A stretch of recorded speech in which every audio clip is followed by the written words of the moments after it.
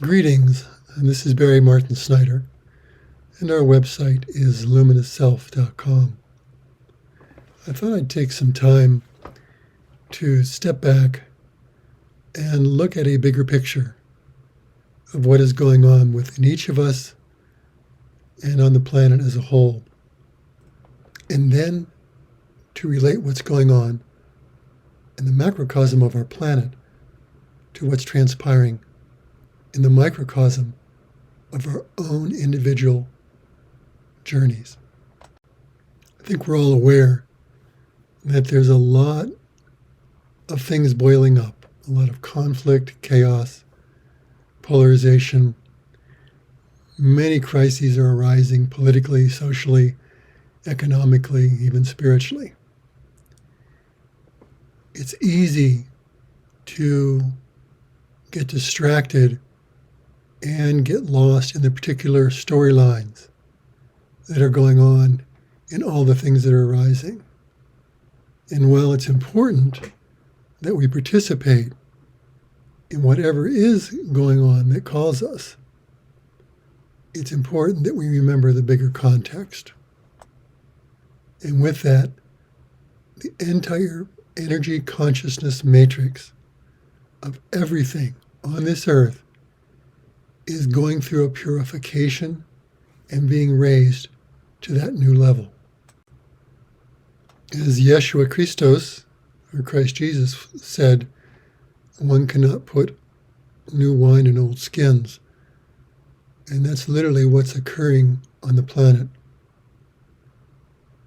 As this higher frequency of light that really is the frequency of the divinity which resides in the core of our being is increasing in intensity.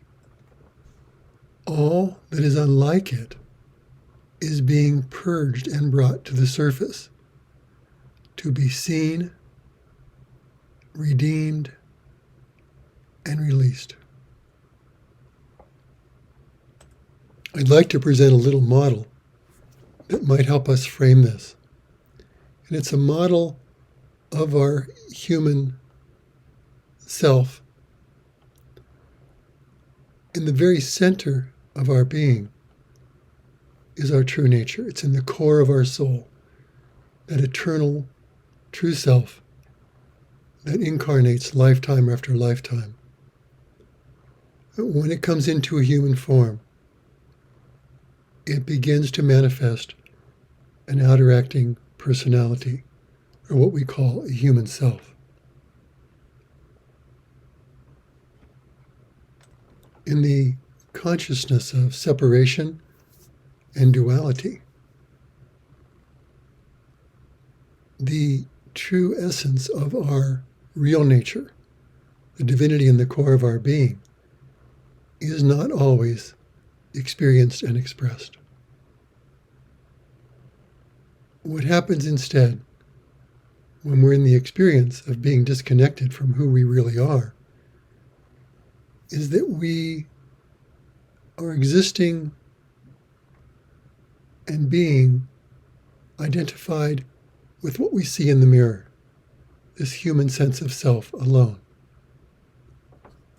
And to the extent that this has occurred, and is occurring in any situation, we are acting not from the light, love, life, wisdom, clarity of our true nature, but separated from it. In this state of separation, all of us have sculpted a separate ego personality sense. The false self. People call it the ego in some cases. This is not who we really are. And that separate personality has two aspects to it. There's the aspect that we call the mask. That is the face that we show to the world. It is the idealized image of ourself that we wish to project. An image that we think and hope will be who we really are, one that will get us approval and all the things that we want and need in life. And it is this masked self that we most deeply identify with. It's what we carry in the outer world, in our day-to-day life. We all know this masked self. It's the self that we want other people to see us as. It's what we hope they will identify and relate with. And most importantly, confirm and agree that's who we are. In many cases, this is how we determine who our friends are, those who agree with our masked sense of self. But we often are aware, when we're in our mask, of this lack of hollowness, a lack of authenticity in who we are. It's like we're putting forth an act, something not genuine. But it becomes our identity. It's who we become unconsciously, believe to be who we are. And this masked self is very vast and articulated, reaching its tendrils into not only our perception of ourself, our vision for ourself, but for our world. Thus, it includes those things that are our extended sense of self. It could be racial, religious, or other cultural identities. It could be political, financial, economic. There is as many ways that we identify as there are people in this world. But all this forms our story of who we think we are. And because it's who we think we are, and believe that it is, in essence, our true self, we guard it with everything we have. When it is questioned or challenged, it literally becomes not only a threat to our sense of self, but it's an existential threat. It's almost a survival-related threat, depending on the nature of the external circumstances themselves. And that's how the masked personality became formed. We sculpted it when we found out what we got reinforced for, what we got safety, security, approval for in the early stages of our life from authority figures, parents, teachers, etc. Without this process, forgetting our true self, most of us may not have survived psychologically and emotionally and even physically.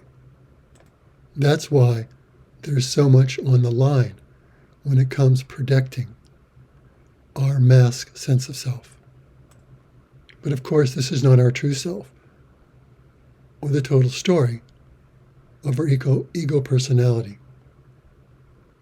For just as we have this sense of self that we cherish and revere and identify with, we also have its polar opposite, and what's called the shadow. It's the part of our ego personality that we reject, we disidentify with, and we shove it into the basement of the subconscious where we hope it will stay. It's the part of our psyche that we are afraid of, because these particular aspects of our being were rejected, vilified, punished, somehow when we were children, and even into adulthood. If, for example, when we became upset and cried as a child, and our parents criticized us for doing so, told us we were weak,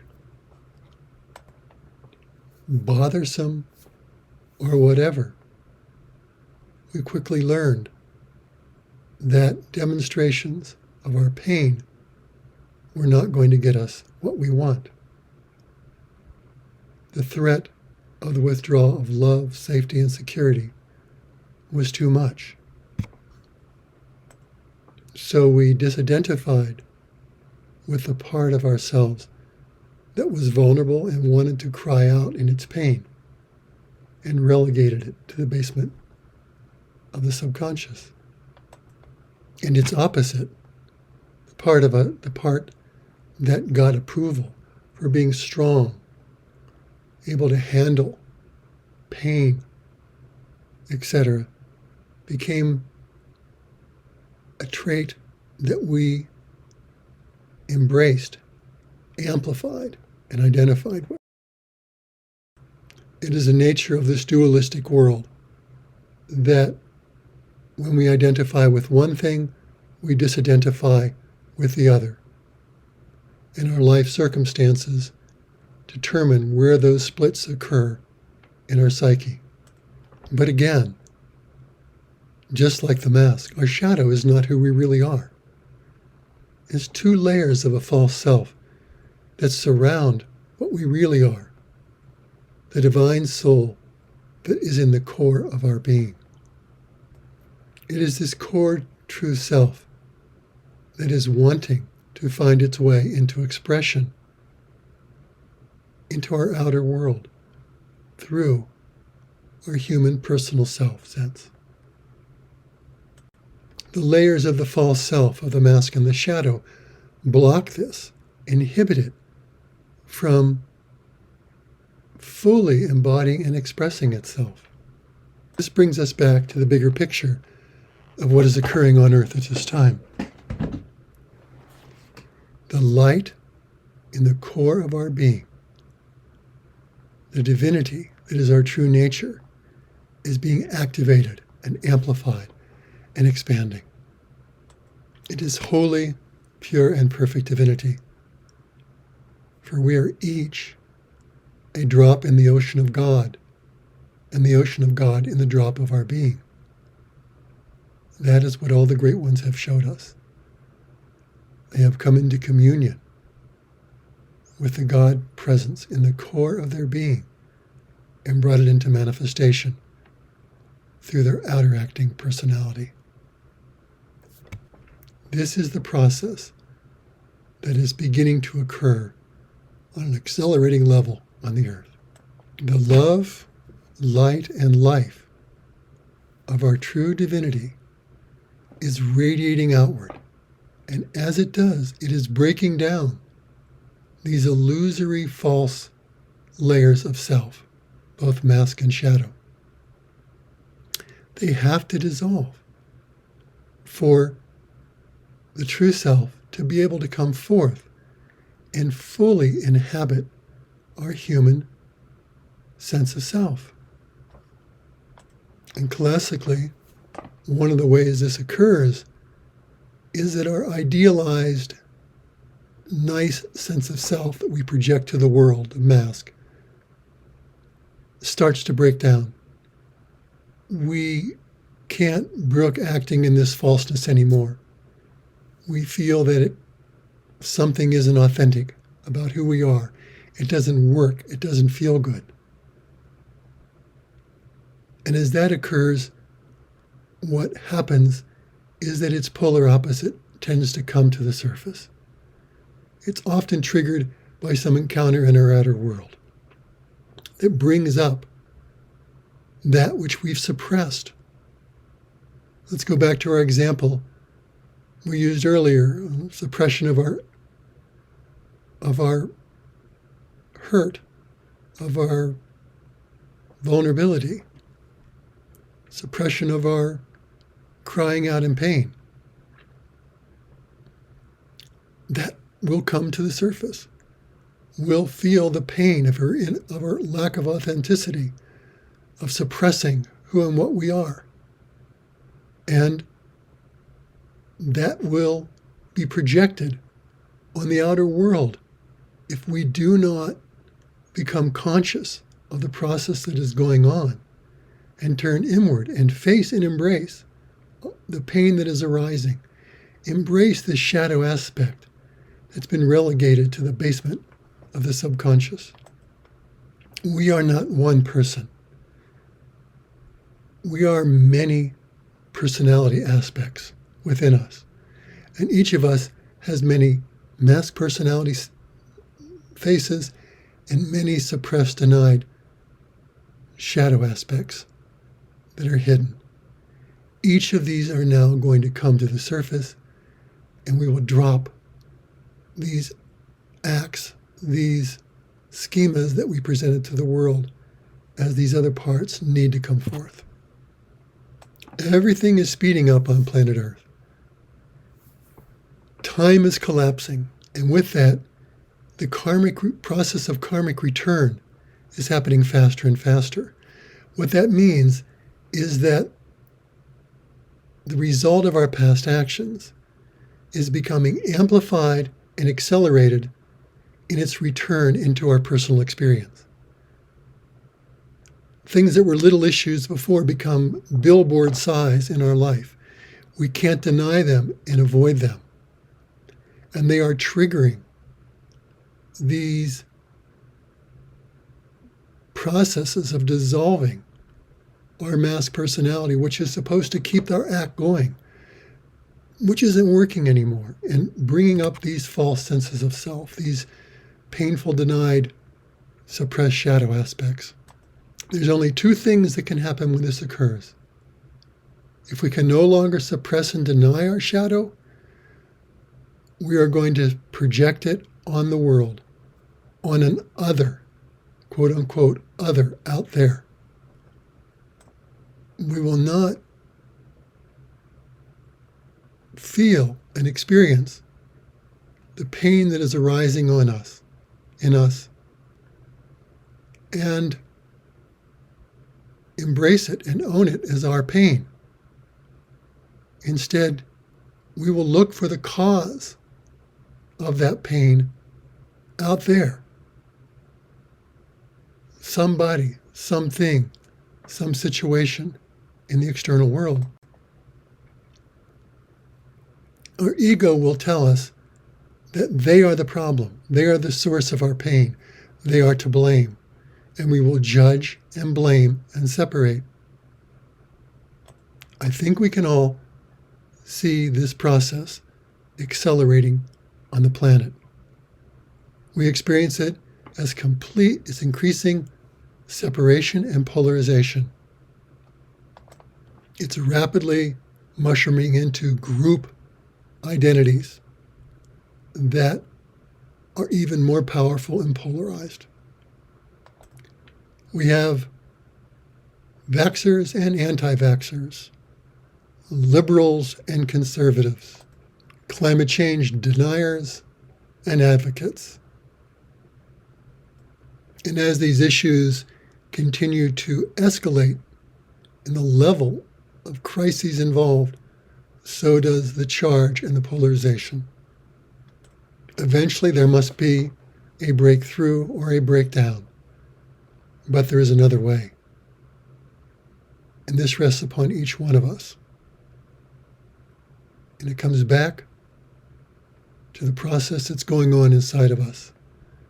The out there is a macrocosm of the microcosm within. Whatever is appearing in our world that is triggering fear, separation, judgment, is the sign that the problem and solution to this suffering is within us. It is happening right within our own psyche. We are separating from what is alive in us, not facing and embracing, and bring the light of consciousness to the pain that's arising. Instead, we're out of our bodies, up in our heads, in our minds, looking for the problem out there, blaming, complaining, projecting. Each one of these is an opportunity for healing and awakening. And that's what this is all about. All these external crises are nothing but evolutionary drivers. They are coming to us to perturbate, trigger all of our buried stuff that we haven't dealt with. Each of these crises is an opportunity. It's incumbent on us to choose every moment which way we are going to go. Are we going to own responsibility for our own experience? Are we going to turn inward and face and embrace our own pain with the commitment to heal it, to use it as a doorway back to communion with our true self? It is this and only this that will heal our own souls. It is this and only this that will remove these false levels of self and allow our true eternal nature, which is holy, pure, and perfect divinity, to come forth and be expressed in our outer world. There is ultimately no way to manifest heaven on earth other than this process, for the outer is 100% holographic expression of our inner nature. When we are carrying pain and suffering, fear, guilt, shame, anger, hostility, rage, projection, that is what will be manifest in our outer world. There is no other way. And this will only feed the chaos, breakdown, and conflict, the ever-increasing dis-ease that's happening. And conversely, when we turn inward, face and embrace our traumas, be willing to dive into our unfelt fear and doubt, guilt, shame, anger, hatred, and own it, and turn it over to the divine, asking it to be redeemed, resurrected, and that our true nature come forth and displace, replace what was not true, what was not real. We come home to ourself, we come home to our divinity, and we become a beacon of that. We become a nexus of light, love, and life, a nodal point of which this planet can reorganize itself around as a soul-awakened world. We become a beacon of that, inviting others to join us.